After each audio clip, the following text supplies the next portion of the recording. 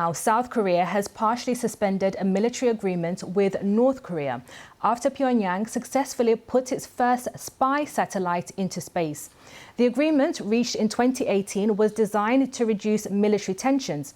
South Korea said it would also resume surveillance activities previously suspended near the border with North Korea.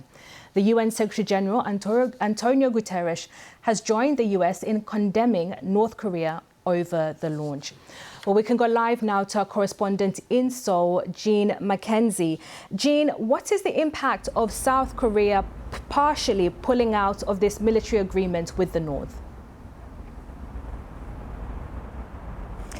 What it means is that South Korea is no longer going to follow some of the rules that were set by this pact. So this pact was established back in 2018 after a period of particularly high tension here on the peninsula. So it was signed between Kim Jong and the former South Korean president, Moon Jae-in.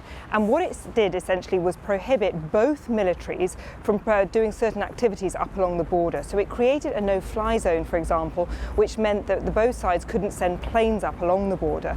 But South Korea has been saying for a while now that this means that it is vulnerable to a North Korean attack because it can't properly survey what North Korea is doing. So with this spy satellite going into space today from the North Korean side, which can, in theory, if it works, be able to monitor South Korean and US troops on the ground here on the peninsula, South Korea is just saying, look, it's now too vulnerable, it is too constrained. So by suspending parts of this pact, it is now going to fly reconnaissance planes and reconnaissance drones up along the border to say, it says, to give it a better view of North Korea and to be able to monitor an incoming attack.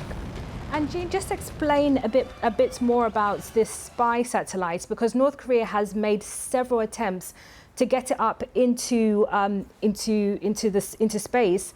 And do we know whether it was actually successful, definitively successful?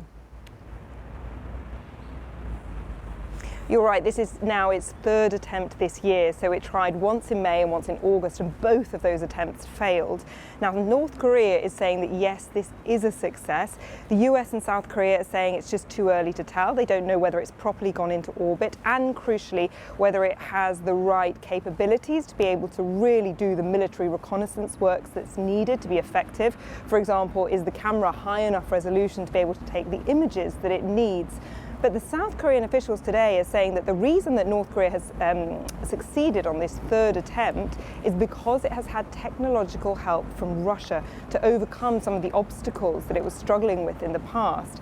Now, there is some debate over this. I've spoken to some military experts today who say that actually they think the time frame on this doesn't quite add up, because we're mapping this back to when Kim Jong met Vladimir Putin in Russia's Far East a couple of months ago.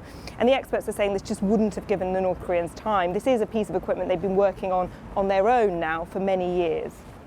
Thank you very much. Our correspondent there in Seoul, Jean Mackenzie, thank you for that analysis.